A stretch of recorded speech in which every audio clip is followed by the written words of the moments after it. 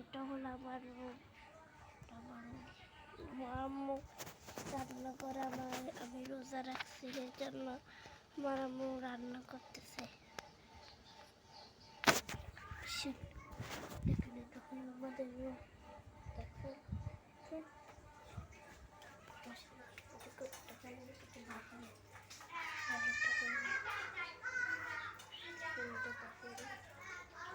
আজ আমি দুপুরে তো বলক বানাইছি, চলেন শেষ করি। কেন দেখেন আমার খেলনা, এখন আমার খেলনা দেখেন 20 টাকাতে কিনছি করা।